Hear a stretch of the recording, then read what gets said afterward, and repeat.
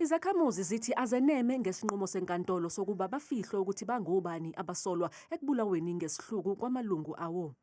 Thina as a community sifila ngathi like labantu laba basithatheli serious bathi ukuthi siphume lapha yana kodwa bafuna ukusibonisa laba bantu abayana mabe ngasibonisa abantu abayana sizoyazi njani ukuthi ngobani ngomso bazobuya futhi bangayebheke style bazoyethi umunye bayosidubula futhi so thina asikho happy njenge community sifuna ukwazi why benza kanje. So much disappointed.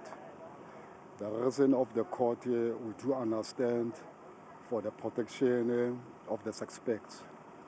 But to us, we are raising many questions why the court protect them, because we are not there to fight, but we are here to make a point that these people, they should be denied a bail totally.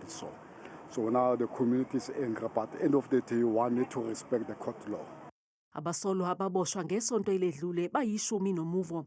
Phakathi kwabo kukhona nesisebenzi semayini isibanye Stillwater, kanti abanye batholakala phakathi endlini yalesisebenzi. Namhlanje inkantolo bekuvele abayisihlanu kuphela, kanti abanye abayisithupha bazophinde bavele. Labasolwa batholakala nezibhamu ezingekho emthethweni ezizohlonzwa ukuze kutholakale ukuthi ziyamaniswa nabuphi ubugebengu.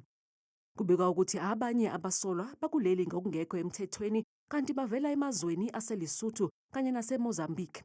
Omunye wabo useke walahlwa yicala lokuzama ukubulala phambilini.